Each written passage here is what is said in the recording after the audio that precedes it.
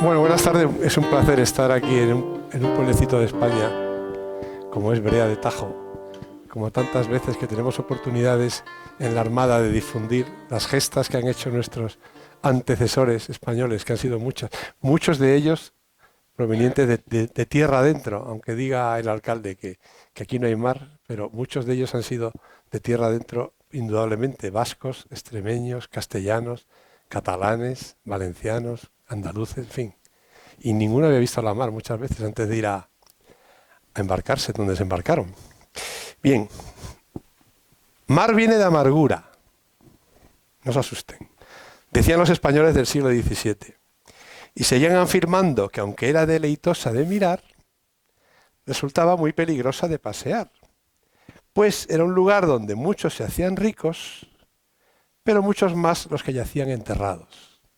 Bueno, sirva esto de presentación de lo que les voy a hablar. Esta presentación tiene por objeto darle una visión de conjunto de lo que fue la primera circunnavegación al planeta, que no era lo que se pretendía.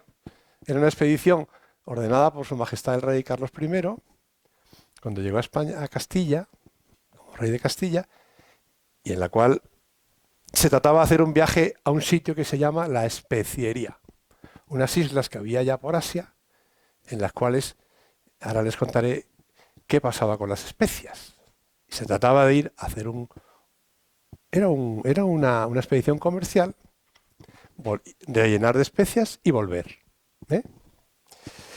Magallanes, que fue el capitán general de esta expedición, la persona más importante de esta expedición, llegó a la mitad de la expedición y Juan Sebastián de Elcano, nuestro vasco de Guetaria, fue el que la culminó. Y por casualidades de la vida tuvo que volver por el Océano Índico, con lo cual acabó dando la vuelta al mundo. Lleno de especies, claro. Bien, aquí tienen una imagen muy genérica de lo que fue el viaje. Ven ustedes ahí el mapa del mundo, en el cual ven ustedes 5 naves que salen de Sevilla y luego de Sanlúcar, van dando un itinerario a lo largo del mundo y al final solo llega una, que es la nao Victoria, que es la última que ven ahí a la derecha de la costa africana, cerca de Madagascar, que fue la que llegó. Que ahí ven una visión fácil de lo que fue este viaje, que fue muy duro, como comprenderán. Ya Fernando el Católico, en 1508, reuniendo a la Junta de Navegación, formada por Yáñez Pinzón, formada por una serie de navegantes que ya habían viajado en la época de Colón, decía que esto había que continuarlo, porque Colón llegó a las Indias creyendo que eran las Indias, cuando en realidad llegó a América, pero el Fernando el Católico decía, esto hay que seguir. Entonces, en Burgos, gracias a la gestión burgalesa de los magnates que tenían dinero y ayudaban y apoyaban y tal, aparte de la corona, se empeñó en que las siguientes expediciones fueran una realidad. Quiero decir con ello que Burgos, que muchas veces me han preguntado en otras conferencias que he dado como la de hoy, quieren que recalque que Burgos tuvo un protagonismo importante. Bien.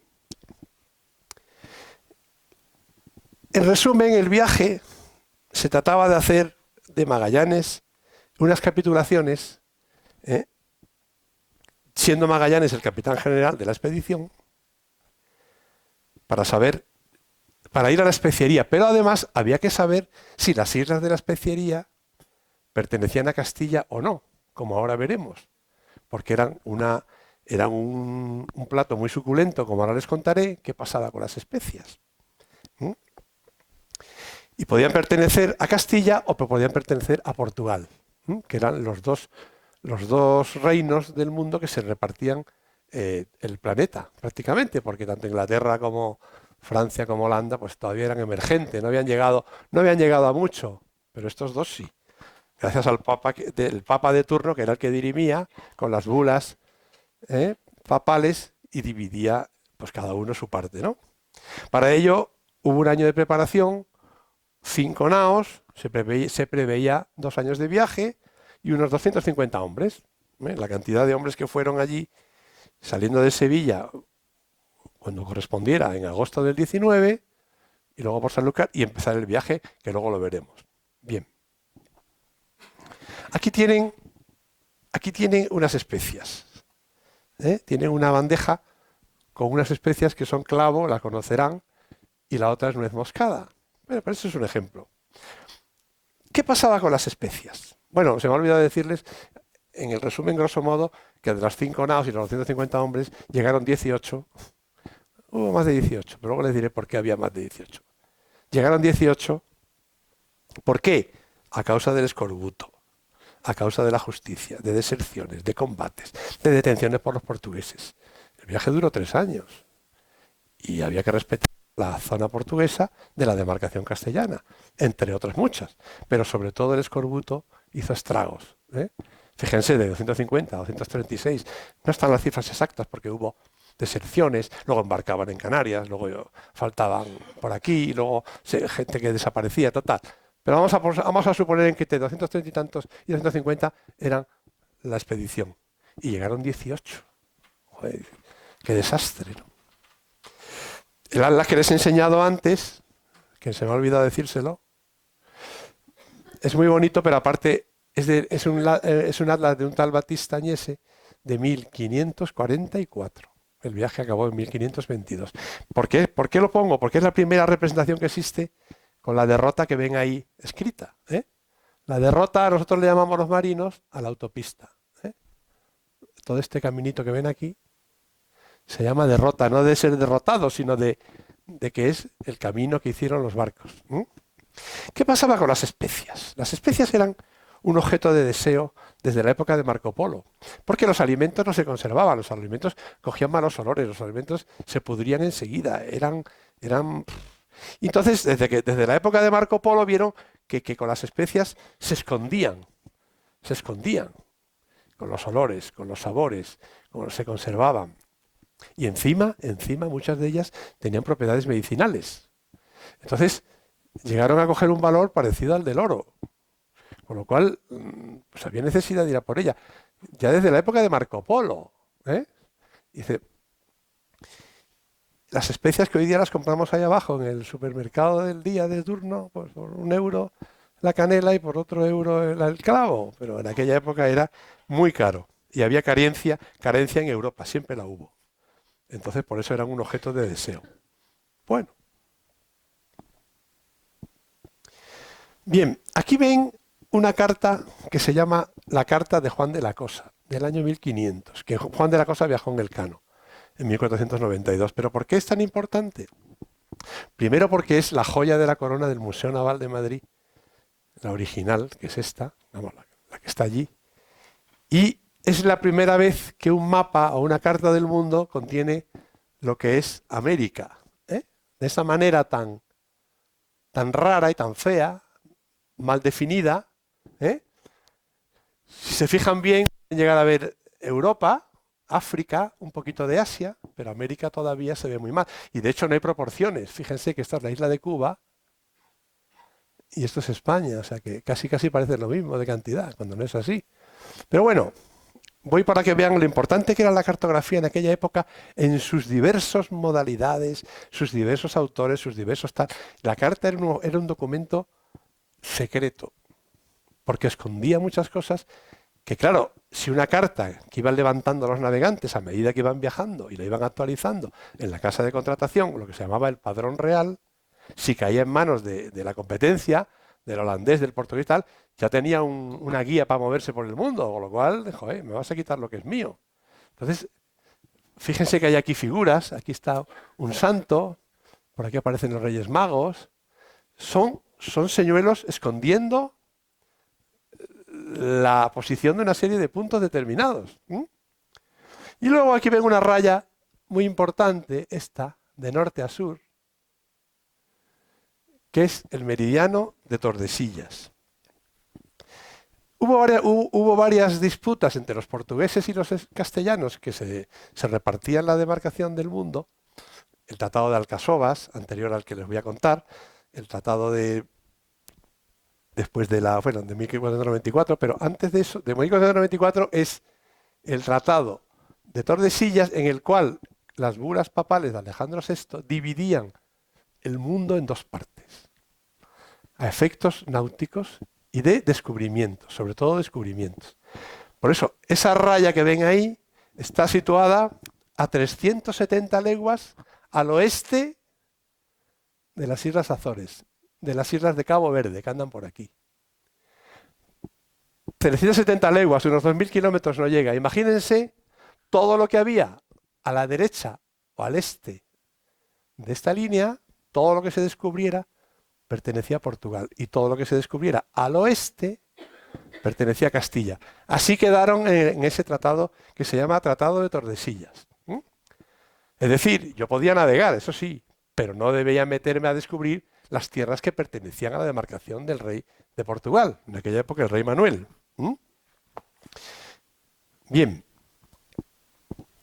visto esto, vamos a ver cómo navegaban esta gente en aquella época.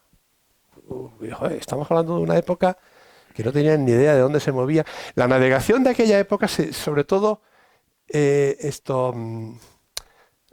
llevaba a cabo en el Mediterráneo, perdón, que era un mar cerrado. No se atrevían a meterse en mares mayores. ¿Por qué? Porque les daba miedo. Había muchas leyendas de que había monstruos, serpientes gigantes, monstruos sin cabeza, gigantes de por aquí, maretones. Entonces, la gente tenía mucho miedo. Tengan en cuenta que no tenían los conocimientos que hay hoy. Entonces, el mar Mediterráneo, que era un mar cerrado, pues más o menos se conocía. Y entonces los navegantes, al principio, navegaban por ese mar pequeño, relativamente, y iban sacando datos de dónde iban navegando. Pues aquí veían un faro, aquí veían un golfo, aquí veían un cabo, aquí veían que la costa hace esto, esto y lo otro, ¿no? Y lo iban apuntando en un cuaderno como ese que ven ahí, que se llama derrotero, de derrota, derrotero. Entonces ahí apuntaban todo. Y sucesivas navegaciones iban apuntando más, y con lo cual el cuaderno al final era un cuaderno vivo. Encima apareció la brújula, en la Edad Media, que era un invento chino. Con lo cual decía, ya tenemos otra cosa aquí para poder movernos por el mundo. Una cosa que tiene una aguja que siempre marca el norte. Qué buena cosa. De ahí salió la primera carta náutica, de estas de 1200 y pico, que se llama la carta pisana. Pisana porque se hizo en Pisa. Esa carta que ven ahí tiene un montón de rayas. Pasa que no la ven aquí. Lo podría aumentar, pero en fin, se lo cuento yo. Está llena de rayas, indicando las direcciones de los vientos, y encima tiene indicaciones de las costas y los puntos notables. Esto es Italia, esto es España, esto es la costa africana, en fin. Aquí se abre ya un poquito hacia Asia. De tal manera que yo tengo la brújula, tengo el derrotero, tengo esa carta y digo, ya puedo navegar un poquito. Yo quiero ir de Palma de Mallorca a Valencia y cojo y pongo la brújula en esa carta que ven ahí y se me indica pues al sureste, al nordeste. Venga, pues vamos a salir. Entonces iba navegando, todo esto con muchísimos errores y muchas imprecisiones y muchos fallos, porque había corrientes, había temporales, había mareas, o sea, no era lo mismo. Pero bueno, al final, después de Palma de Mallorca, en vez de llegar a Valencia, llegaba a Castellón. Digo, muy bien, voy a bajar un poquito la costa y ya llegaré a Valencia. Pero, en fin, de repente apareció el conocimiento de los astros. Ahí venga un señor con un palitroque atravesado por otra en transversal, que se llama Ballestilla. Este señor se sabía, por supuesto, antes de seguir, la Tierra era redonda. Y lo sabían desde los griegos. Eso de que la Tierra era plana es un invento de los protestantes para ridiculizar toda la religión cristiana y católica como en la Edad Oscura, que no sabíamos de nada, que no sabían de nada. La Tierra era redonda desde la época de los griegos y se sabía. ¿Por qué se sabía? Pues primero, porque veían la Luna, veían Marte, veían el Sol y digo, oye, eso es redondo. Veían un barco en el horizonte y se escondía, digo, esto tiene que ser redondo. O sea, era evidente. No se trataba de descubrir la redondez de la Tierra como cuando el viaje del Elcano, ni mucho menos. Bien, dicho esto, este señor se sabía que el Sol, en la meridiana por donde yo estoy, en el punto más alto, si yo apunto con esa cruceta que ven ahí al Sol, como está mirando él, y el otro extremo, el horizonte, en la mar, cuando yo bajo y veo aquí, en la parte horizontal, me marca unos grados. Tengo la latitud. Tengo la latitud. Eso es durante el día. Durante la noche hacían lo mismo con la estrella polar. Si no había nubes, si no había niebla y se podía ver bien y había buena visibilidad en la esfera celeste, yo cogía, apuntaba a la polar es fácilmente distinguible, la pueden ver aquí en Brea cuando quieran, una noche tranquila, perfectamente. Lo mismo, bajaba la estrella, miraba con los dos, aquí estoy en la latitud. Sabían la latitud, no sabían la longitud. La longitud tardó muchísimo tiempo en descubrirse, tardó siglos, porque era era otro problema bastante distinto y con bastante más complicado. Entonces yo tengo un astrolabio, tengo la latitud. Bueno, este es el astrolabio que es parecido al otro. Tengo la carta, tengo el derrotero, tengo la brújula, tengo un reloj de arena y tengo una corredera. Dicen, y dirán, ¿para qué sirven esas dos cosas? Pues para calcular la velocidad. Si yo más o menos sé dónde estoy y quiero saber mi velocidad, poco a poco voy sabiendo por dónde voy. El reloj de arena, por ejemplo, ahí tiene un reloj que eso lo conocen todos. Y lo que ven a la derecha se llama corredera. Corredera, que es un uso lleno de muchas vueltas de cuerda, palabra que ya he repetido 1000 veces. Nosotros los marinos tenemos prohibido decir la palabra cuerda en la armada. Es motivo de castigo, porque la cuerda no existe. Existen los cabos, las estachas, el piolín, el merlín, el calabrote, pero la palabra cuerda está prohibida. Nada más que existe la cuerda del reloj. Eso es cosa nuestra, manías de marinos. Pero bueno, ese uso que ven ahí estaba dividido en un montón de vueltas y cada 100 metros, por ejemplo, había un nudo. Entonces había un nudo y el extremo que ven ahí, triangular, si yo en un momento dado echaba por la popa del barco, navegando, el triángulo ese de madera, y se iba desenrollando el uso y a la vez le daba la vuelta al reloj de arena. Cuando pasaban los 3 minutos, decía, para. ¿Cuántos nudos han salido de 100 metros? 700, 7, 700. Entre 3 minutos, espacio partido por velocidad. Ya tenía yo la velocidad. Todo muy bien. Más o menos. De ahí viene la palabra nudo en los marinos. Los marinos no usamos kilómetros por hora, usamos nudos. Usamos millas por hora. Entonces la velocidad la medimos en nudos, que viene a ser más o menos, no llega al doble de los kilómetros por hora. Bien, entonces yo tengo todos esos argumentos que ven ahí. Y esta conferencia es de la vuelta al mundo, pero también de cómo era la vida a bordo de una nao, que era bastante dura. Y yo pretendo explicarles ambas cosas. Entonces voy a ir alternando diapositivas de la vida a bordo y diapositivas de cómo iba transcurriendo el viaje de la expedición de Magallanes y Elcano. ¿Bien?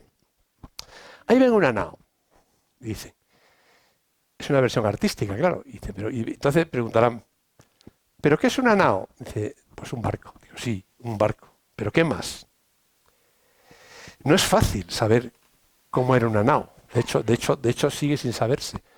Porque hasta la época durante la Edad Media y hasta la época de los Borbones, no existían planos para construir barcos. La gente vivía, sobre todo en el norte de España, de memoria. Eran carpinteros de ribera. Tenían la construcción de una nao aquí, en la cabeza. Y se la iban transmitiendo de padres a hijos. De tal manera que encima lo guardaban como un secreto. Yo estoy aquí en Zarauz y aquí se construimos los barcos así. Ahora estoy en Bilbao, sobre todo era mucho por el norte, o en Santander, y aquí de hecho salían las naos de su padre y de su madre. Pero es que no se venían a decir. Y encima, como no hay restos, porque como eran barcos de madera, o bien están hundidos algunos y enterrados en la arena, en el fango, el resto se pudría y no se conservaba. Entonces, eso que ven ahí es una imagen artística que te puede dar una idea de cómo era la nao, cómo tenían las jarcias, los palos, las velas, en fin, el ancla, pero no es suficiente. Entonces, hemos tenido que recurrir a la imaginación. Habrán oído en la tele o por ahí la nao Victoria que dio la vuelta al mundo y ponen una imagen como la que ven ahí. Sí, era parecida a esta que ven aquí. Era parecida. Pero exactamente, no se sabía exactamente cómo era porque no había planos ni había nada. Ya te digo, antes de los Borbones. Entonces, en épocas inmediatamente anteriores, la energía que se utilizaba en el mundo era animal y también humana. Pero en los tiempos de la primera circunnavegación, el viento empezó a tenerse en cuenta. Los molinos usaban energía hidráulica y también el viento. Entonces, vieron la forma de aprovechar esto para navegar. Entonces, ahí tienen un barco que puede ser la imagen de una nao, la Victoria o que sea, y vieron que podíamos hacer un barco que ya no fuera de remos, como las galeras, que fuera más grande, lleno de velas, como ven ahí, esas velas se llaman velas cuadras, que son cuadradas. Digo, puedo hacer un barco más grande, puedo poner mucha más vela, mucha más superficie bélica, puedo navegar más lejos, puedo llevar más gente, más carga, me puedo adentrar en el océano, que antes no me atrevía, porque con esto ya es otro cantar. Ahora bien, estas naos dependían del viento por detrás, por la popa. Es decir, como viniera el viento por delante, o por el lado, o por el través, que decimos nosotros, el barco, o hubiera una calma, chicha, el barco era al garete, hasta que viniera más viento, siempre de popa. Eso os lo digo porque luego volveremos a incidir en ello. Estos barcos también navegaban con otros barcos más pequeños que se llamaban las carabelas. Eso ya les sonará más. Las carabelas tenían estas velas que ven ahí triangulares que se llaman velas latinas, de tal manera que podían recibir el viento casi de la proa, por delante, y por una composición de vectores acababan dando avante. Composición de vectores que yo no les voy a explicar ahora porque sería un poquito largo. Pero una composición de vectores que recibes el viento, tienes una reacción, tienes un abatimiento, tienes una resistencia bélica y al final hay una componente que te da el avante. Estos barcos pequeños navegaban en conjunto con las naos que ven ahí o con los galeones posteriormente, de tal forma que se metían en sitios más pequeños, radas que había poco calado de agua para poder investigar, en fin, eran un complemento, ¿verdad? Entonces, usaban tanto la nao por un lado como la carabela por otro. Fíjense, estas son las 5 naos que fueron a América, a la especiería. Ahí tienen, ¿lo veis bien? Ahí tienen qué diferencia en precio en maravedíes. Un maravedí, después de haber estudiado mucho, son 10 céntimos de euro actuales, para que se hagan una idea. Pero en fin, grosso modo, un maravedí, los toneles que llevaban a bordo es la carga, los maravedíes, el precio de los maravedíes por los toneles, la tripulación, la marinería y los grumetes. Ahora les contaré qué diferencia entre un marinero y un grumete. Y un paje. Fíjense qué variedad, es de lo más variopinto. Claro, cada uno viene de un astillero y aquí quizá vean mejor la diferencia. Ahí ven la diferencia de las 5 naos. La San Antonio es la del medio, que es la más grande. Luego le sigue la Trinidad, que fue la nao del capitán general de Magallanes, la Santiago, la Victoria y la Concepción. Pero bueno, eso fue lo que el rey con Magallanes pues capitularon para tener esas embarcaciones. ¿Le dan mal? Aquí ven otra imagen de una nao, más detallada, con 3 palos, un bauprés, que es el palito que sale por la proa. Ahí la ven con velas y ahí la ven sin velas, con un montón de detalles. Tenían 2 hasta 4 anclas, tenían 2 botes, 2 botes para necesidades de todo tipo, y 2 bombas rudimentarias para achicar agua, porque estos barcos siempre hacían mucha agua. Y era el trabajo más penoso y más esclavo del barco, vaciar el agua que iba entrando, porque con el tiempo les iba entrando agua. Si el barco era mercante, llevaba un armamento ligero, llevaba algunas armas de fuego y armas blancas, pero si era de guerra, llevaba cañones listos para abrir fuego, más una infantería embarcada. Bien, aquí tienen una distribución de cómo era en una nao los distintos compartimentos y por qué eran. Así, en la parte de arriba, que tienen la compartimentación, bajo la cubierta, tienen en el número 1 un pañol de víveres. En el número 2, el número 1 es el compartimento de las anclas. El número 2 es un pañol de víveres.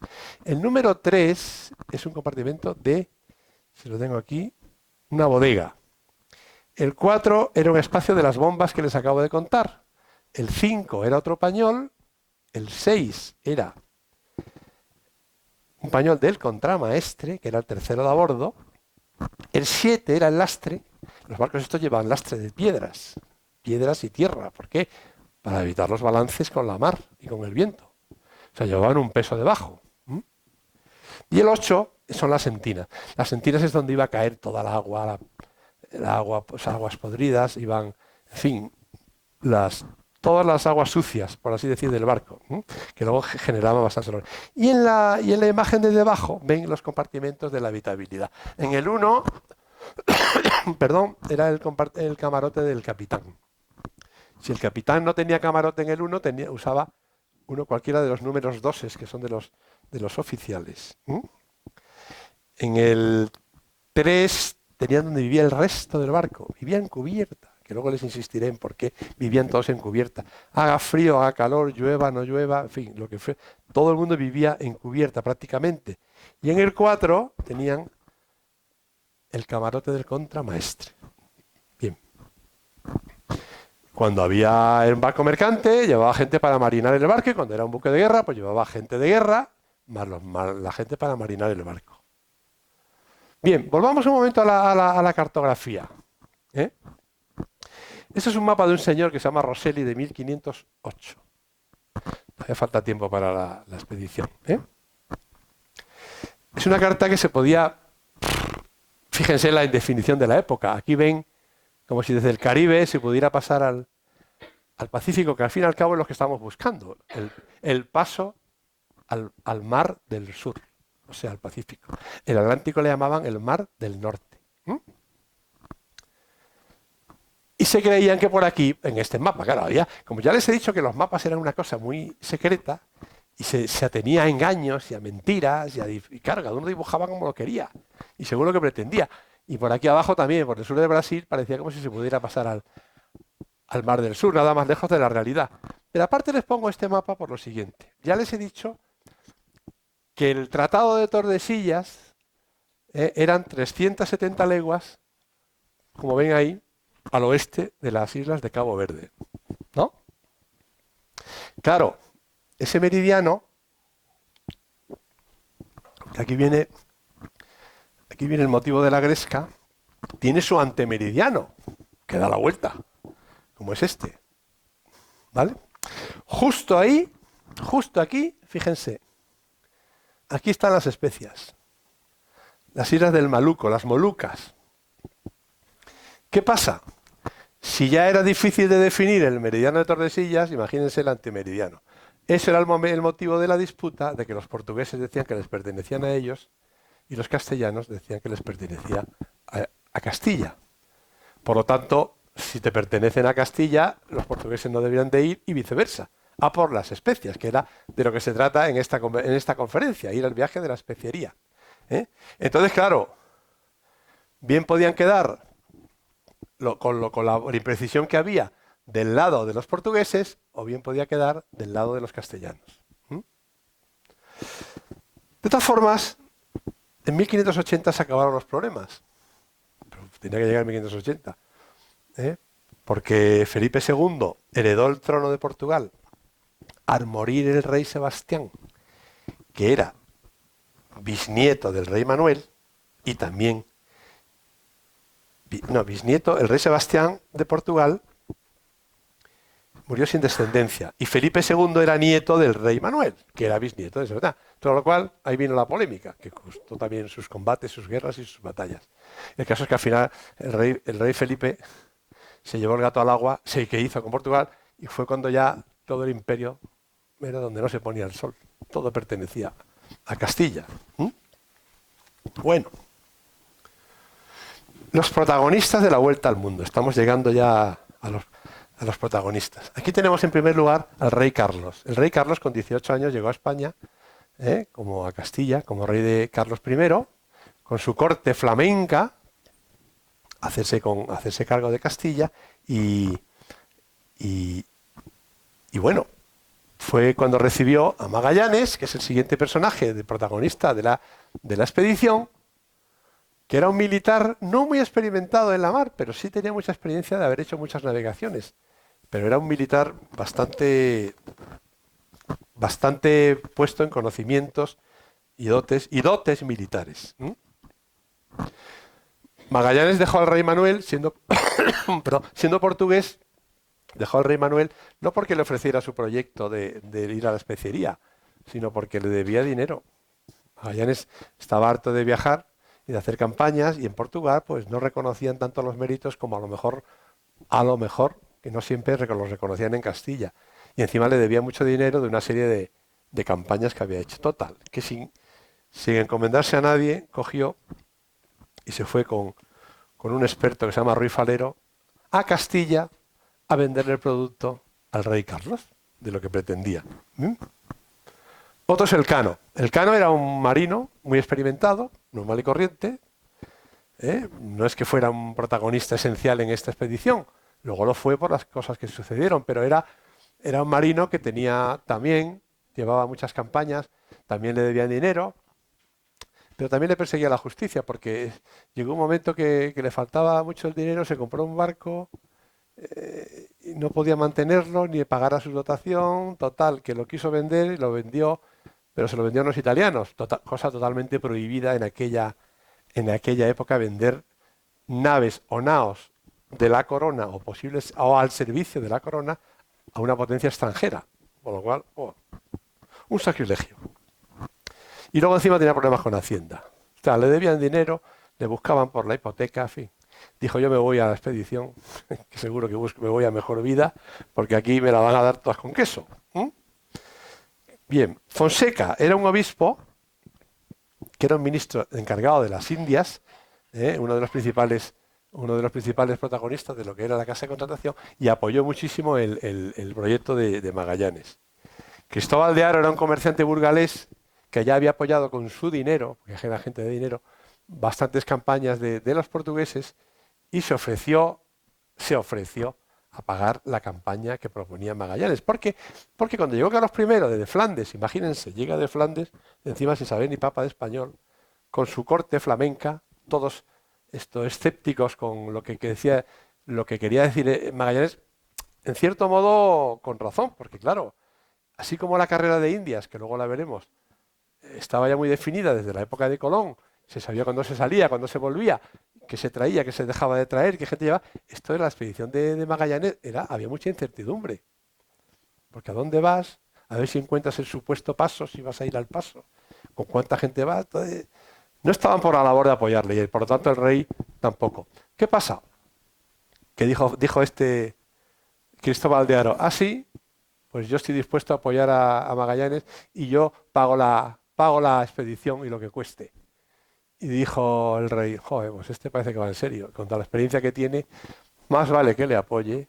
Total, que al final la corona apoyó la expedición y Cristóbal de Haro también. La corona puso un 70% y Cristóbal de Haro creo que fue un 30%. Es decir, la típica empresa público-privada que diríamos hoy día, ¿no? Con capital público-privado. Y ese señor que sale el siguiente, Jacobo Fluger, era un compañero también millonario que apoyó mucho al rey Carlos para su campaña para ser emperador del Sacro Imperio Romano Germánico. Con lo cual el rey le interesaba que le apoyaran estos y por eso se decidió a ayudar a la expedición, a apoyarla. Para ello hubo unas capitulaciones entre el rey Carlos y su madre, la reina Juana, con Magallanes y su cosmógrafo Ruy Falero, que lo traía un cosmógrafo bastante puesto que además estaba convencido de cómo ir a las especerías, defendía que existía un paso, porque claro, lo del paso era una cosa muy desconocida, el paso del Atlántico al Pacífico por el sur era una elucubración, en cierto modo, pero estaba convencido porque era un tío muy listo que existía. Entonces Magallanes confiaba mucho en él, hora, y el caso es que se firmaron unas capitulaciones, de tal manera que el rey durante 10 años le dio la preponderancia de la exclusiva exploración del paso del océano que descubrieran. Encima, la quinta parte de los beneficios de todo aquello que sacaran eran para ellos. Y luego le hizo acreedor a tener de todo lo que subiera 2 islas, si querían, para él. Y luego le dio los títulos de capitanes de la Armada tanto a Ruy Falero como a Magallanes. Esto hasta ahí bien. Esto estuvo acompañado de unas instrucciones, que son las que ven ahí a la derecha, en el año 19, en el cual le decía, navegarás por el Atlántico, llegarás a la especiería, evita conflicto con mi buen rey, mi buen pariente y hermano y cuñado y tío, el rey Manuel de Portugal, porque eran parientes. Fíjense, el rey Manuel se casó con Isabel, hija de los reyes católicos, por lo tanto, era tío de Carlos I. Esta murió, se casó con María de Aragón, hija de los reyes católicos, por lo tanto, volvió a ser tío de Carlos I. Entonces, Isabel de Portugal, hija de Manuel, se casó con Carlos I. Cuñado, ¿no? Suegro, perdón. Y luego la hermana de Carlos I, Leonor, se casó, hija de Felipe y de Juana, se casó con Manuel, por lo tanto eran cuñados. Quiere decir, no ofendáis ni hagáis nada en que pueda doler a mi muy amado hermano, tío, cuñado, lo que tú quieras, el rey Manuel. Evitar un conflicto con Portugal, efectivamente, y hacer asiento de paz con el rey de donde vais a ir. Esta última era más errónea porque no iban a haber ningún rey, iban a haber muchos caciques de muchas islas, de muchas zonas, de muchas islas, de mucha del Asia, pero bueno, esa era la intención. Bien, de todas formas, el gran objetivo que era el comercio de la especiería, porque la empresa era sobre todo comercial y evangelizadora también, pero comercial. Antes de salir sucedieron varias cosas. Primero, la casa de contratación que estaba radicada en Sevilla desde 1503, era una institución que regulaba todo lo que se movía, todo lo que entraba, todo lo que salía, todas las dotaciones de los barcos, qué carga entraba, qué carga salía, qué carga llegaba, qué se contaba. Era una escuela de pilotos, era una escuela de marinos, controlaba todo absolutamente y radicaba en Sevilla. Todo barco tenía que pasar por Sevilla, por fuerza, para salir, para llegar y para controlar a todos y cada uno de los miembros de las dotaciones de los barcos, que eran gente contratada, no eran gente cogida al voleo, la leva famosa que se hizo en otras épocas, ¿no? Entonces, pero la casa de contratación, como Magallanes era portugués, pues eran un poco escépticos. Diga, vamos a ver dónde nos sale, este no es por castellano. Y le ponían muchísimas pegas. Tal es así, porque la casa de contratación era la que tenía que ordenar que se construyeran los barcos o que se compraran, que se contrataran las dotaciones. Y no hacía más que poner pegas hasta que Carlos I puso sus reales sobre la mesa y dijo que se haga lo que diga Magallanes. Eso pasó por un lado.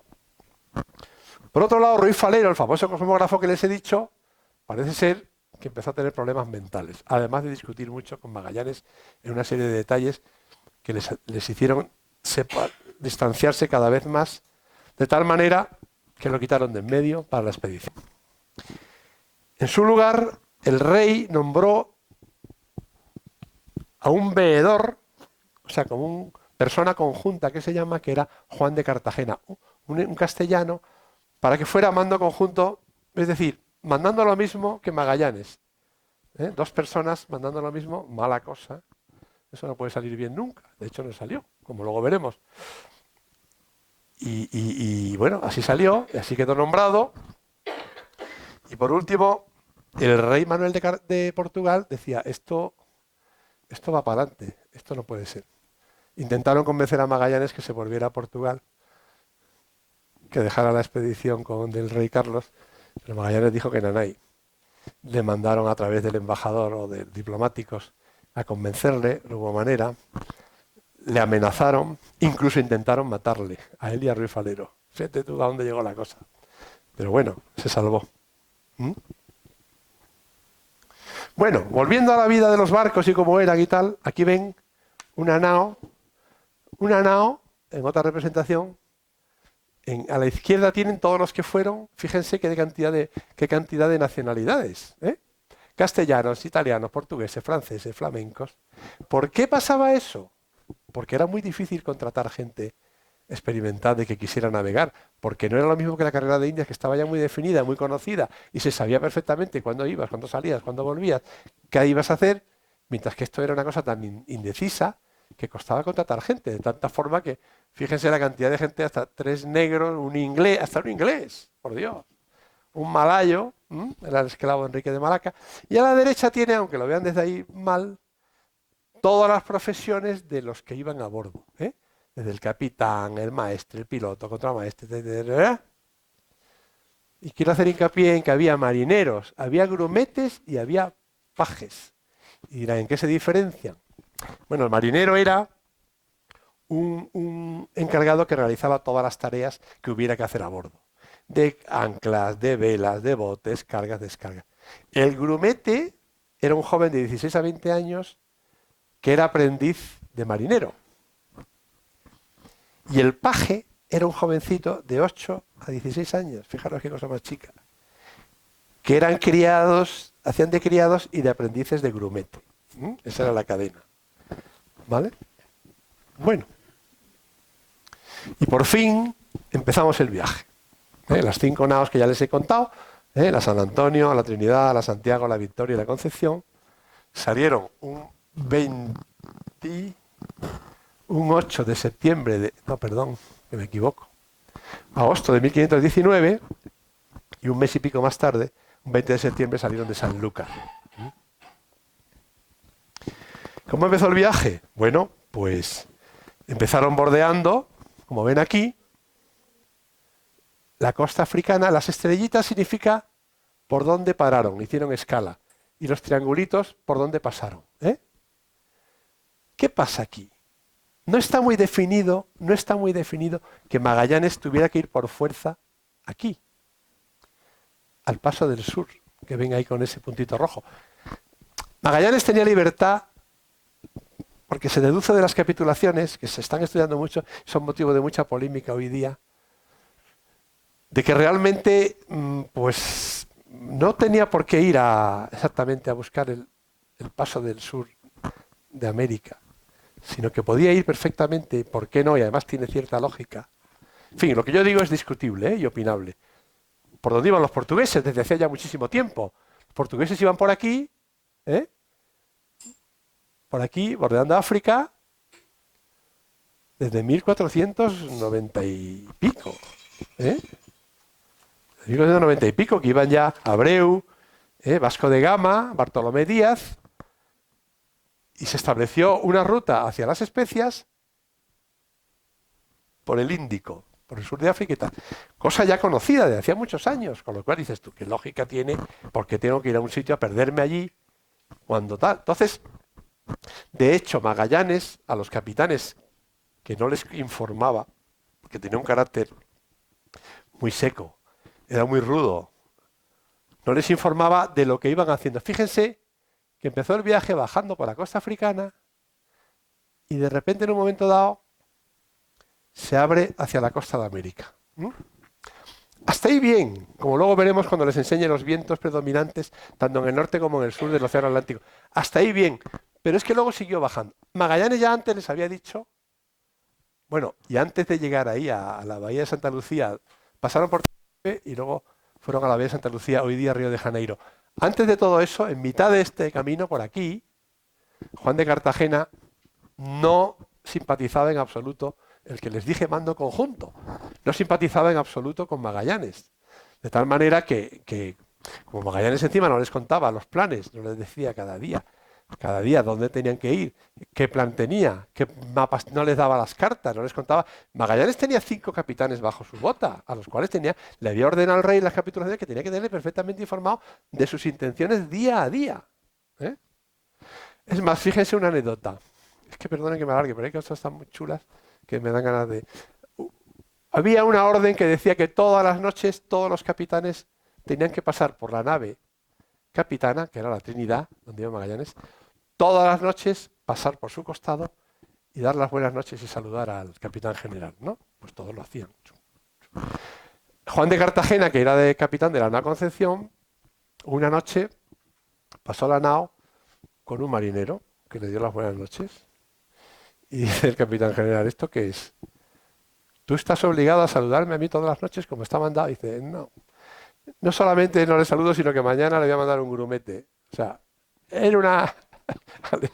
Todo era así. De tal forma que llegó un momento que no pensaba obedecerle, no pensaba tal. Ojo, hay que ponerse en el contexto del lugar, y además estamos hablando de hace 500 años, que no es fácil. Que Magallanes era un tío muy serio, muy callado, un poquito déspota, y no les informaba de las cosas. Entonces mandó detener a Juan de Cartagena y antes de llegar a Río de Janeiro ya estaba engrilletado en el barco, metido con grilletes y fuera de combate por de pronto. Bueno, el caso es que siguieron navegando Llegaron a la bahía de Santa Lucía, que es Río de Janeiro, donde fueron bien recibidos, hicieron acopio de víveres, todo muy bonito, no sé qué cuánto. Siguieron bajando y allí ven, por si no lo ven yo se lo señalo, llegaron al río de Solís. El río de Solís es el actual Mar del Plata, el río de la Plata. Se llama de Solís porque Solís 3 años antes había intentado descubrir el paso del sur. Bueno, antes de nada, les iba diciendo mientras bajaban por África que iban a ir por África, por la punta del Cabo de las Tormentas o de Buena Esperanza. Claro, ellos hasta aquí es lógico porque ya luego lo verán con los vientos, hay que abrirse mucho para coger los vientos para ir por África, eso lo verán después. Pero cuando vieron que él seguía bajando, sin decirles explicaciones, aquí al río de Solís, luego al río de Puerto San Julián, aquí fue cuando empezaron ya a acabar de cabrearse de todos los capitanes y parte de las dotaciones, sobre todo los que eran castellanos, porque no les contaba lo que estaba haciendo.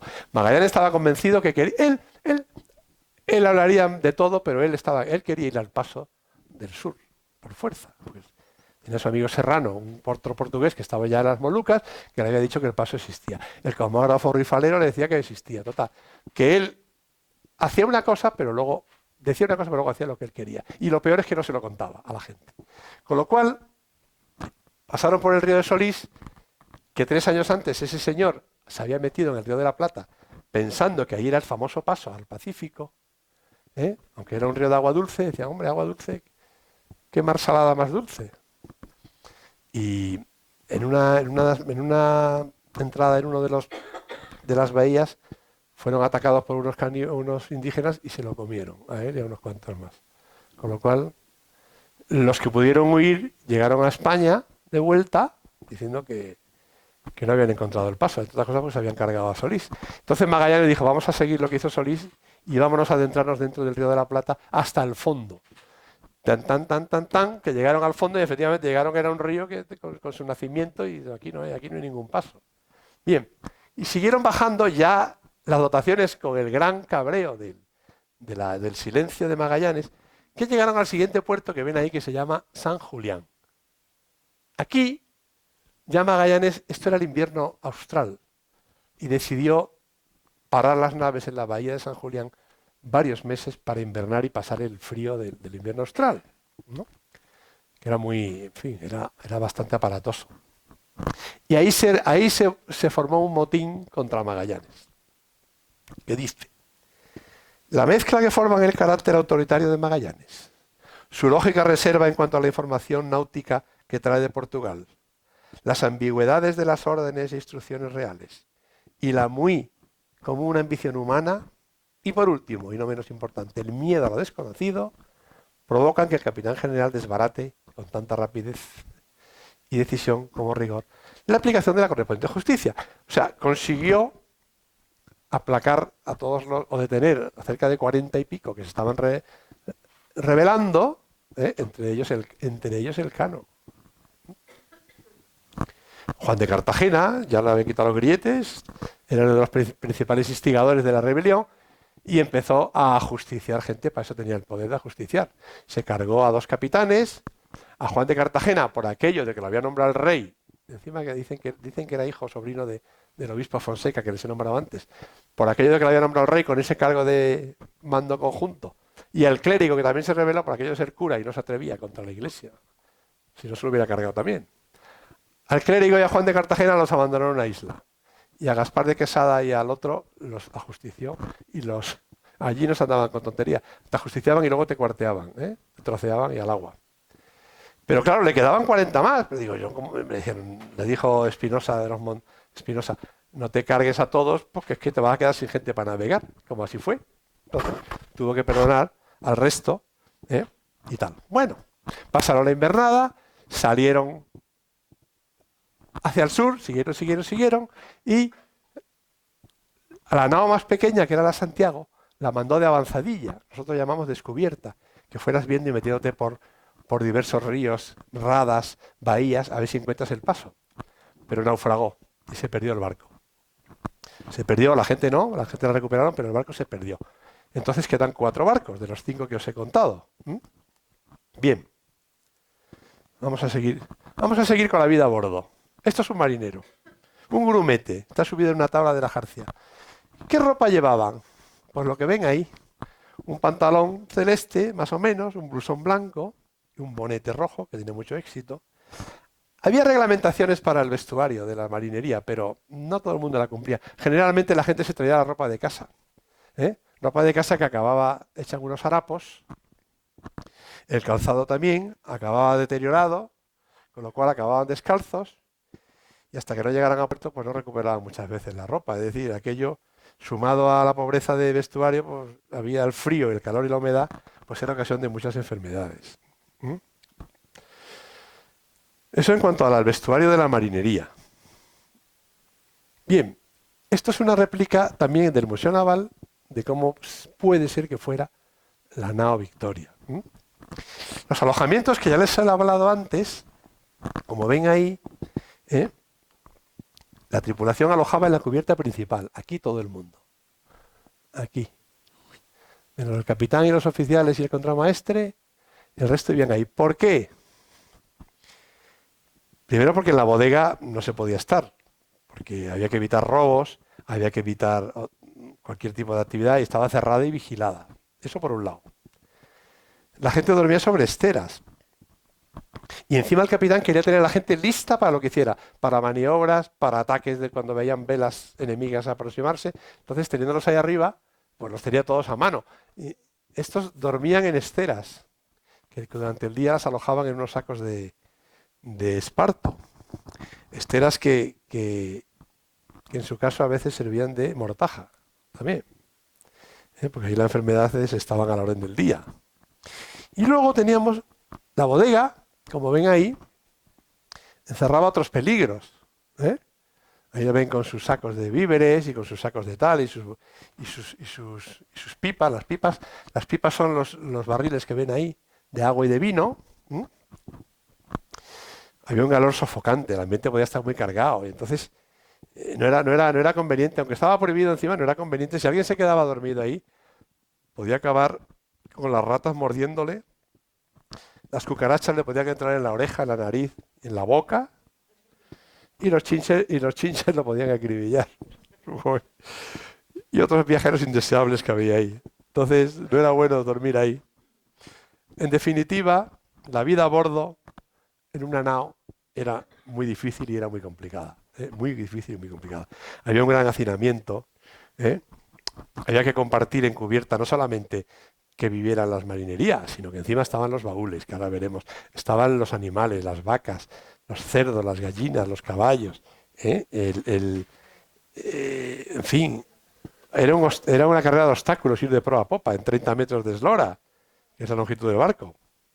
Era una vida llena de incertidumbres por la fragilidad de las embarcaciones, el miedo a naufragar, el temor de ver otras velas en el horizonte, los temporales y las encalmadas, las largas navegaciones, la lejanía de la tierra, la angustia ante la escasez de agua y alimentos, la soledad y la añoranza. Hay mucha gente que me pregunta cómo iba un caballo de estos a bordo. Y así iba, miren, así iba un caballo. Caballos que en América no los conocían, por cierto. Bueno, continuamos con el viaje. Aquí ven, por fin, las 4 naos que quedaban llegaron a la entrada del estrecho, que ven ahí, y empezaron un largo itinerario de todo desconocido, para poder llegar al otro lado. En esta imagen quizá lo vean mejor. Entraron por aquí, por el cabo de las 11.000 vírgenes, que así se llama, y después de 36 días de angustia, yo he pasado por ahí con el cano y la verdad es que, por supuesto, vas con un práctico que te lleva, porque te puedes perder a la más mínima si no lo conoces. Eso está lleno de canales.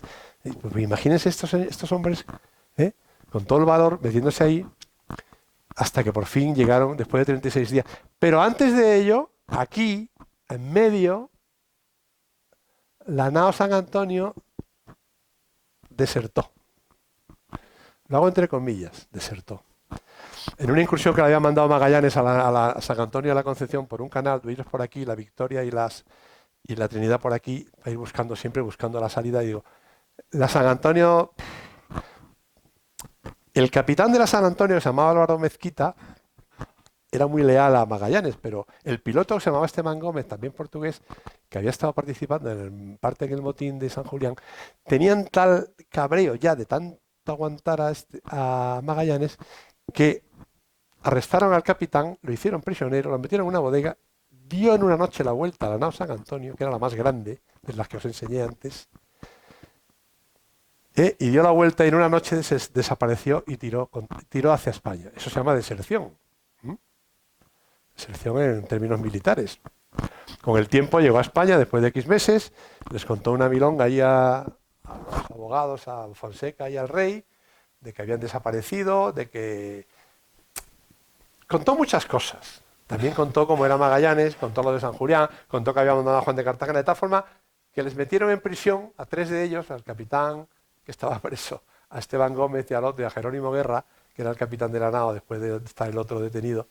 Los metieron en prisión, pero no duraron mucho. De hecho, al año y medio estaba Esteban Gómez mandando otra expedición por el norte de América. No se lo pierdan. Por el Atlántico, pero por el norte, la costa este. O sea, una cosa muy extraña, ¿no? A la espera de cuando llegara Elcano, o quien llegara, perdón, cuando llegara el resto de la expedición, todavía estaban toda la mayoría vivos. Cuando llegaran, pues que contaran qué había pasado realmente. Magallanes estuvo esperando 4 o 5 días y cuando vio que no, pues siguió para adelante. Siguió el viaje. Bien. Por fin llegaron a la salida del estrecho, al cabo deseado, fíjate si lo deseaba, que le llamaron así, y empieza el largo viaje desde aquí hasta un mar que lo vieron tan calmado que le llamaron el Pacífico. Pero encima todavía seguían con la idea de que, según Eratóstenes o Ptolomeo, siempre me lío, uno de los dos decía que la Tierra era bastante más pequeña de lo que se conocía, de la realidad. Entonces, no se podían imaginar lo inmenso que era el Pacífico y lo que iban a tardar en recorrerlo. Tanto que tardaron 3 meses pasando primero por las Islas de los Ladrones, que ven aquí, de aquí, de aquí. Después de 3 meses, que muertes de escorbuto, muertes de enfermedades, en fin.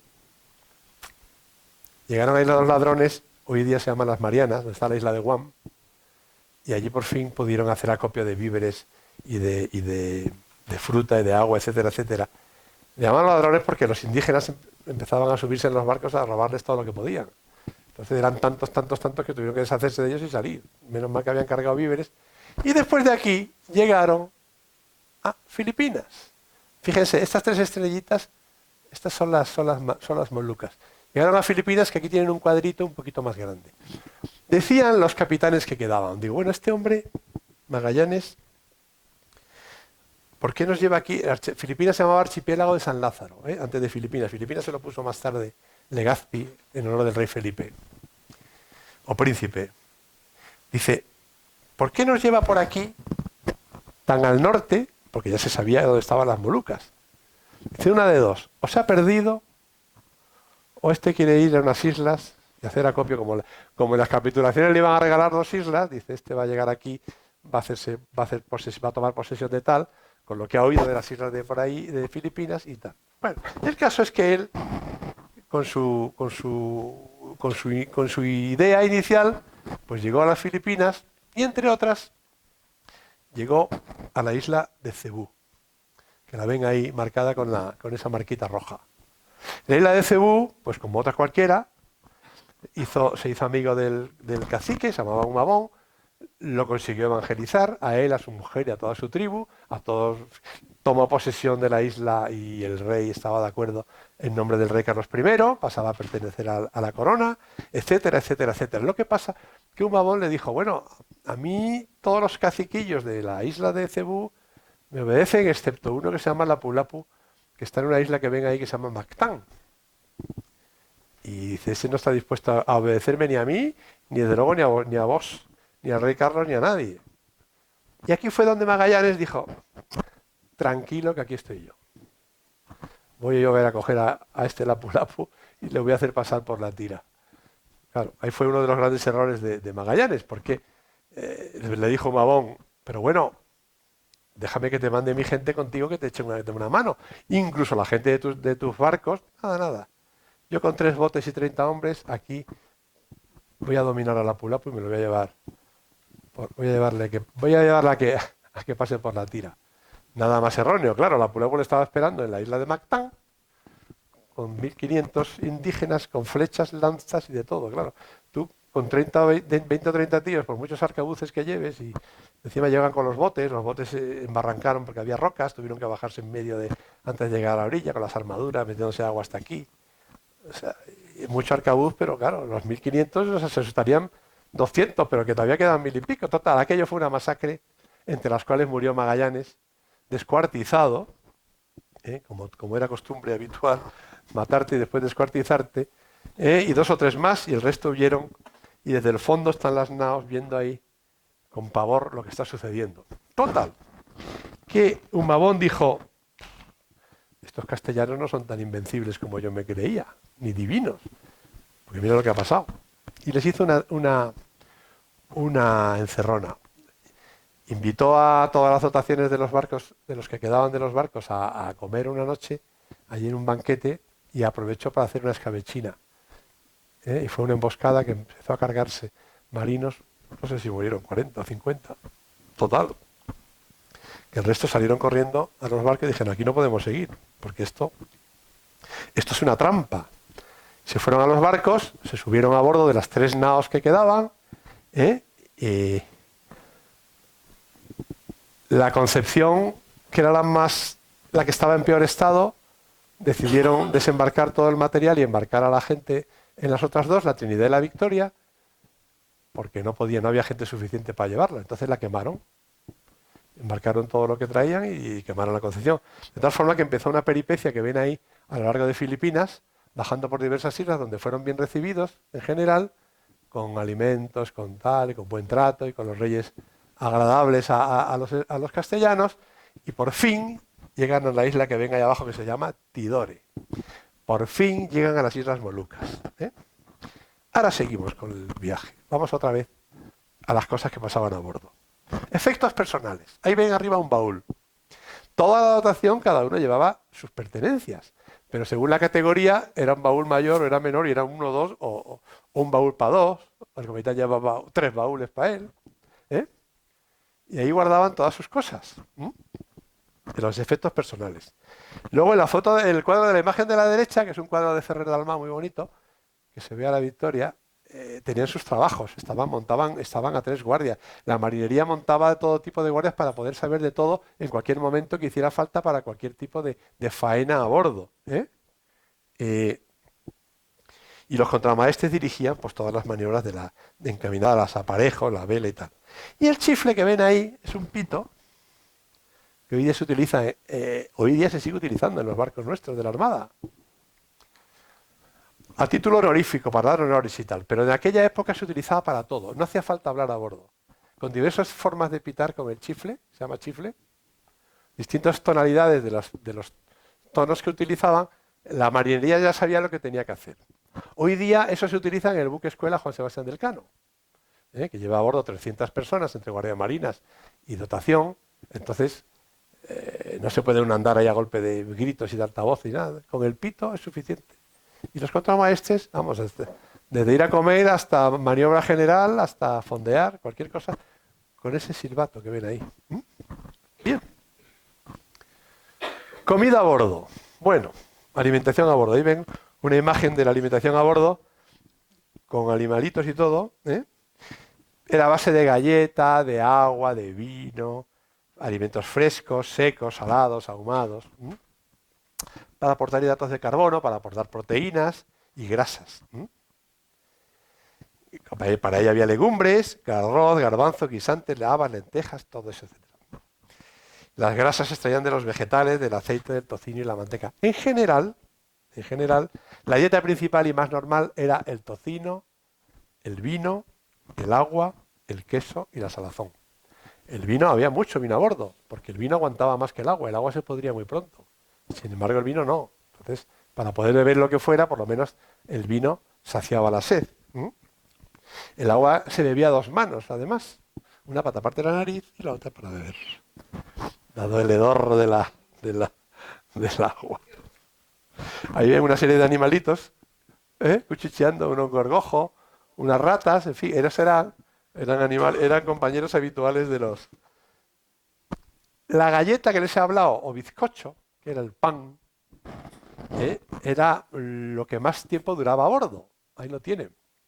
Se llama bizcocho, como el que hacen ustedes en su casa, bizcocho porque viene del latín biscotum, cocido 2 veces. Tú cocías el pan y luego lo volvías a cocer y cogía una dureza y una entereza que duraba hasta 2 años. 2 años que acababa duro como una piedra, por supuesto. Si no se lo comían las ratas o tal. Pero con el tiempo era la única forma de mantener algo de alimento, seco por supuesto, que luego lo mojaban en agua o en vino y lo ablandaban. Biscotum. Había que romperlo a golpes, claro. La higiene. Bueno, aquí ven animalitos, compañeros. Debido al hacinamiento, la higiene era muy escasa a bordo. El agua nada más que se podía utilizar para cocinar o para beber. Con lo cual imagínense el hedor que había a bordo, ni baldeo del barco, ni la higiene personal, ni para nada. Pasaban meses sin asearse. Con lo que el hedor corporal unido al del ganado vivo, al de víveres en mal estado y al de las entinas, quedaba una atmósfera muy dura y desagradable, ¿no? Aparte a bordo viajaban todo eso que ven ahí, del reino animal. Ratones, piojos, cucarachas, sarnas, chinches, pulgas, rapatas, hormigas, gusanos, etcétera, etcétera, etcétera. Menos mal que de vez en cuando llovía y había temporales y el viento y el agua, más o menos, aliviaban aquella falta de policía, ¿no? Que era repugnante. Otra vicisitud a bordo, las enfermedades y los accidentes. En el cuadro que les puse antes de todos los miembros de la dotación y cada uno de sus oficios, estaba el barbero. El barbero, además de barbero, hacía de cirujano y de médico. Le tocaba esa labor. Con mejor o menor suerte, pero le tocaba. Ahí yo ven a uno que está a punto de amputar una pierna, el barbero curaba y el sacerdote consolaba. Había accidentes en combate, había de todo. Entonces el barbero no tenía más remedio que tratarlos de aquella manera. Y luego, la enfermedad más dura que había a bordo es el escorbuto, que lo ven ahí. El escorbuto se producía porque había una falta permanente de vitamina C. Vitamina C que hasta el siglo XVIII no se descubrió que era la vitamina C la que podía paliar los efectos del escorbuto. Se hinchaban las encías, si pasaban una semana o 2, sin que le curara a alguien o de alguna manera, se moría. Los dientes se caían, se formaban hematomas, grandes hemorragias internas, en fin. Y el remedio principal eran los cítricos, las naranjas, los limones, pero no lo sabían. Claro, llevaban fruta a bordo, por supuesto, pero en el momento que se acababa, pues el resto era comida seca, como les he contado antes. Por cierto, se lo puedo decir al final, pero por si se me olvida, se lo digo ahora. El clavo tiene vitamina C. Y lo llevaban a bordo y no lo sabían. Fíjate qué pena. Pero bueno. ¿Cómo se alimentaba? Bueno, ya al final de todo, cuando la cosa ya mortal, pues te vas a perder a lo mejor. Dice, mire, os voy a leer un relato de que contaban los cronistas del viaje. La galleta que comíamos no era ya pan, sino un polvo mezclado con gusanos que habían devorado toda la sustancia y tenía un hedor insoportable por estar empapado en orines de rata. El agua que nos veíamos obligados a beber era igualmente pútrida y hedionda. Frecuentemente quedó reducida nuestra alimentación a serrín de la madera, al cuero de los palos que forraban los palos del barco, como única comida, pues hasta las ratas, tan repugnantes al hombre, llegaron a ser un manjar tan caro que se pagaba cada una a medio ducado.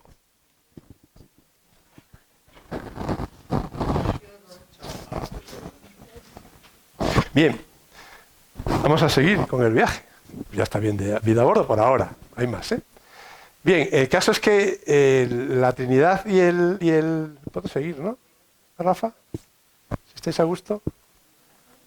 Sí. El caso es que por fin, como os he dicho, volvemos al viaje. Llegaron a Tidore la Trinidad y la Victoria y empezaron a hacer acopio de...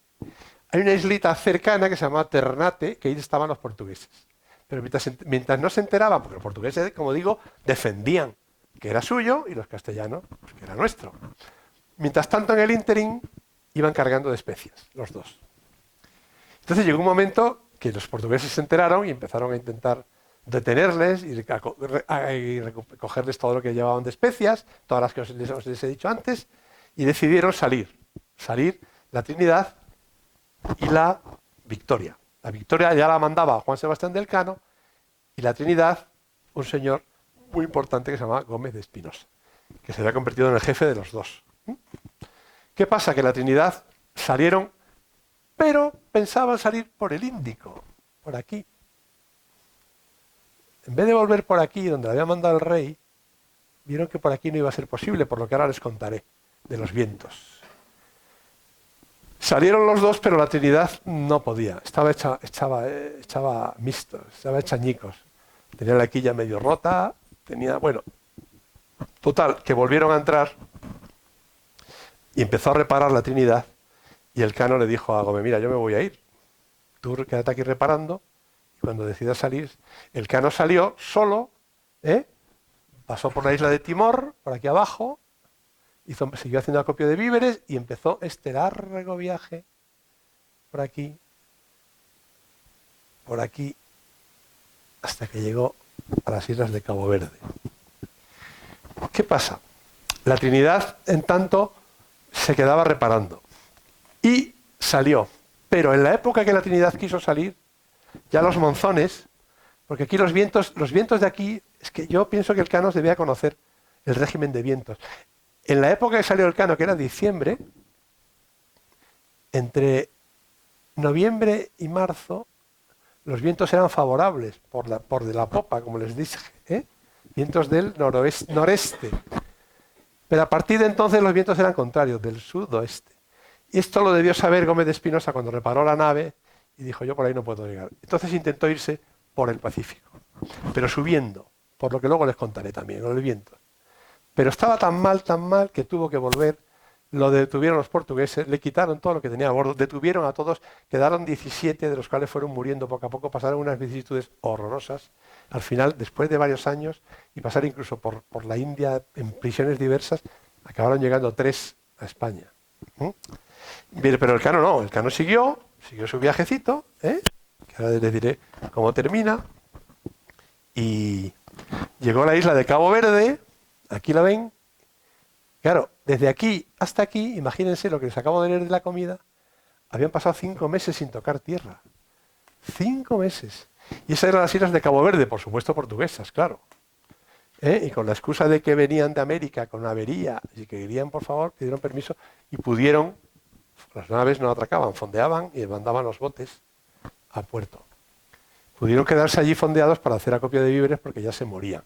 Entonces, alguien metió la pata y mientras hacían víveres y tal, debió meter la pata diciéndoles, y los portugueses se enteraron que el Cano llevaba especias a bordo, con lo cual salieron 2 o 3 naves a intentar capturarle, pero el Cano, que se enteró del asunto, picó anclas y se fue, dejando a 13 en las islas de Cabo Verde, allí apresados, pero es que tenía que irse como fuera, ¿no? Bien, ahora seguimos, volvamos a la vida a bordo. Relaciones sexuales.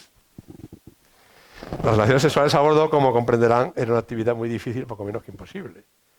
En primer lugar, estaba prohibido embarcar mujeres si no iban en calidad de pasajeras, en cuyo caso permanecían bajo la estrecha vigilancia de sus familiares. De todas formas, en las naos pasaba de todo. Aparecían prostitutas, aparecían aborígenes escondidas que embarcaban a bordo, en fin. Y luego estaba lo que nosotros llamamos el pecado nefando. El pecado nefando es las relaciones homosexuales, que estaban terminantemente prohibidas bajo pena de muerte. Y de hecho las hubo y cuando lo cogían al autor, pues lo colgaban o lo ahorcaban. Se castigaba con la pena de muerte. Más cosas.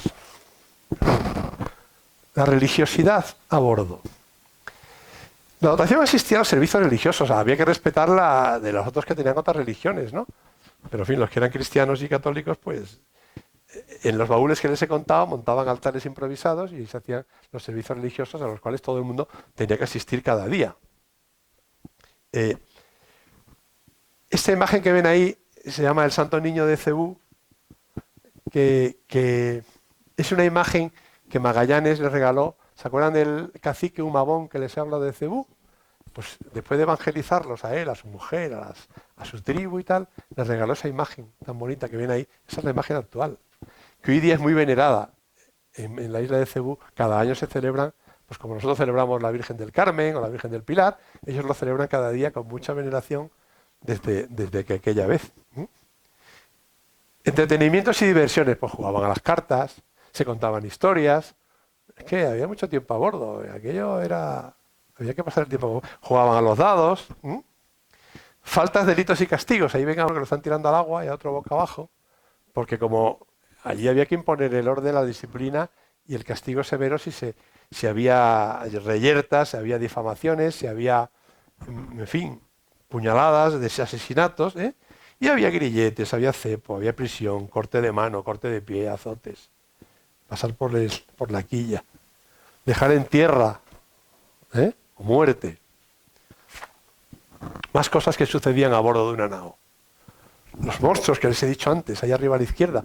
El miedo que tenía la gente de los monstruos y serpientes gigantes y olas y no sé qué, que con la vuelta al mundo se echaron por tierra semejantes patrañas, que eran mentiras, lógicamente, ¿no? A la derecha ven un barco carenando. Ese barco que ven así torcido es porque los barcos sufrían en la obra viva. La obra viva es la parte que está por debajo del agua, la que está todo el día bajo el agua, y las maderas se pudrían y se abrían y entraba agua, entonces había que carenarlos, que era torcerlos de lado y les metían estopa y alquitrán. Brea. Tengo que preguntar al alcalde por qué se llama este pueblo Brea. La brea y la estopa y el alquitrán cerraban otra vez y volvían a atar. Por eso está el barco así, con ese humo que se ve. Y abajo ven un naufragio. Naufragio que era lo peor que le podía pasar a un barco. Si te cogía cerca de costa todavía, pero si te cogía en alta mar, date por perdido. ¿Por qué? Porque había que salvar lo poco que se podía salvar ya a bordo, que había en 2 botes. Imagínense quiénes eran los que se quedaban a bordo y se acababan muriendo, los débiles. Las mujeres, los enfermos y los niños se veían abocados a una muerte casi segura. Bueno, volvamos a la navegación. Por fin, Juan Sebastián del Cano llegó a Sanlúcar de Barrameda el día 6 de septiembre de 1522 y el día 8, 2 días después, remolcado el barco, porque esos desarrapados que ven ahí ya no podían con su alma, estaban prácticamente deshechos, llegó a Sevilla.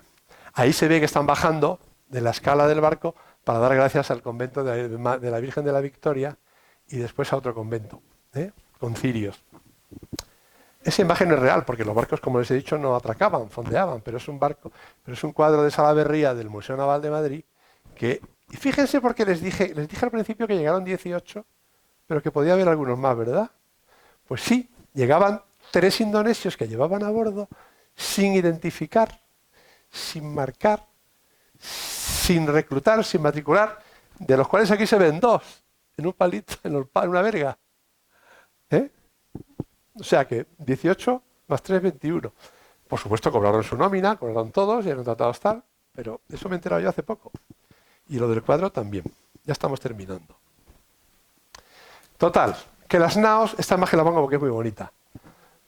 Las naos eran barcos fuertes, eran muy resistentes, estaban construidos a conciencia, de una madera muy poderosa, y además, súmale que llevaban gente que tenía experiencia, navegando. A poder navegar 1 año, 2, 3, en semejantes cascarones de 20, 30 metros, en los mares que se metieron, ya me dirán ustedes si eso no es una gesta, que más quisieran, que la compara mucho con la llegada a la Luna, que hoy estaba programada. Hoy día la comparan ya con la llegada a Marte, que todavía no se sabe nada, ¿no? Bien, entonces, el Cano llegó a Sevilla, escribió una carta al rey contándole las vicisitudes del viaje y el rey le mandó ir a Valladolid con 2 más a que le relatara bien a fondo cómo había sido todo el viaje. El Cano se lo contó y el rey, pues ¿qué hizo? le perdonó las deudas con Hacienda,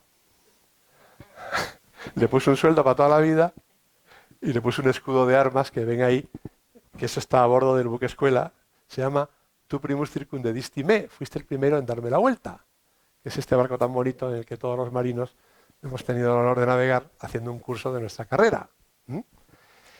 Fíjense, esa placa está en la cubierta del Elcano. El Elcano es nuestro barco que va a cumplir ya 100 años dentro de nada, en el año 2008, 28. En la Armada Española ha habido 4 barcos que se han llamado Magallanes. En la portuguesa ninguno. Amigo. Bien, Elcano llegó él solo, con la Victoria, hecho un basilisco, como quieren que se llame, con 700 o 500 quintales, unos 35.000 kilos de especias. La campaña costó 8 millones de maravedíes. Y Elcano, con la venta de solo lo que traía la Victoria, sacaron 8.450.000 maravedíes. Es decir, había beneficio, solo con Elcano. Pero ese beneficio es muy relativo. Porque claro, tú puedes decir que el beneficio era muy relativo cuando te han muerto 200 y pico personas y has perdido 4 naos. O sea que lo que se ha pagado ha sido muy duro, ¿no? De hecho, la experiencia de ir por el estrecho de Magallanes se siguió haciendo, pero no con fines comerciales porque no compensaba. Se hizo ya a través de México, de Nueva España, como verán. En fin, pero vamos, por lo menos con lo que sacaron. Aquí tienen el escudo del Elcano. Fíjense qué bonito es. Aparte del mundo, la máxima del primus, tiene abajo especias. 2 barritas de canela, nuez moscada y 10 o 6 clavos. Fuiste el primero en darme la vuelta. Bien, ya terminamos. Estos son los vientos que hay en el Atlántico, fíjense. Se llaman alisios, hoy día, no es que sean de aquella. Entonces, ¿qué hacían los barcos? Desde Colón, los cogían, iban por debajo, en el caso del norte, y volvían por cerca de las Azores. ¿Qué hacían los portugueses? Se acercaban a lo que les he contado antes. Salían de Lisboa, se acercaban a Brasil, cogían los vientos que les acercaban al cabo de Buena Esperanza en Portugal. Y a la vuelta, lo contrario. Esto es el Atlántico. Fíjense en el Pacífico.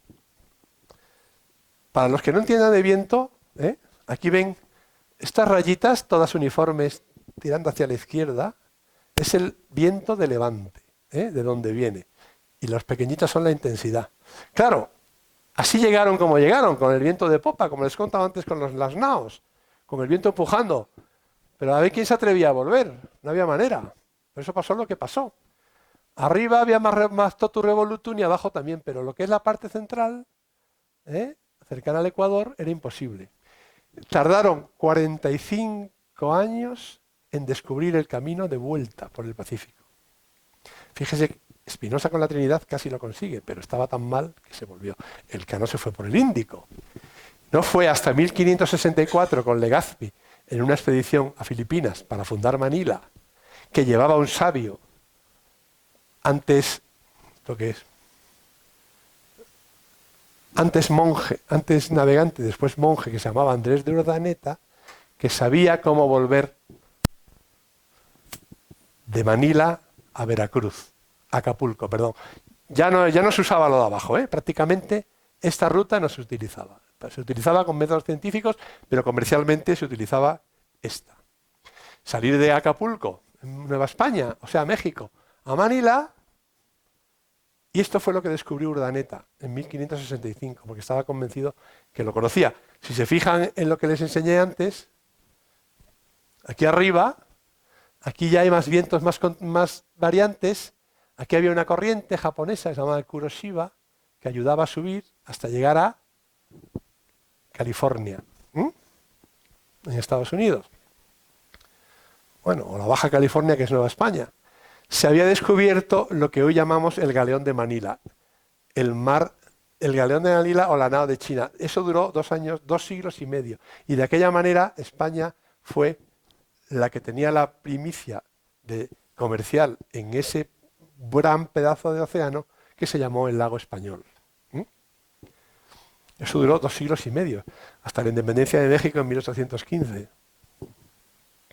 Salía una nave de Acapulco y otra volvía, eran 2 al año. Salía una nave de Nueva España con plata y con lo que hiciera falta y volvía con sedas, con especias, con mantón de Manila, que de Manila no es nada, es de China. Lo que pasa es que como Manila era el centro comercial, la gente le llama mantón de Manila, pero el mantón venía de China. Pero bueno, eso es una anécdota aparte. El caso es que hay una ciudad en Filipinas que se llama Urdaneta, con una estatua dedicada a él. En España creo que tenemos una. Me he puesto a buscar y creo que en el País Vasco hay una cerca de Guipúzcoa, que se llama Urdaneta. Hasta ahora yo decía que no había. Pero bueno, el caso es que por fin, con las imágenes que ven ahí del Tratado de Tordesillas en color morado y el Antemeridiano en verde, con el tiempo, porque en 1529 Carlos I dijo que ya no quería las Molucas. Te la vendo, le dijo a Portugal. Le sacó un dineral. Las Filipinas no, las Molucas solo. Le sacó un dineral al rey de Portugal, que fue el negocio del siglo, porque con el tiempo se demostró que las Molucas quedaban del lado portugués, con el Tratado de Venera. O sea, que hizo el negocio redondo. Claro. Bien.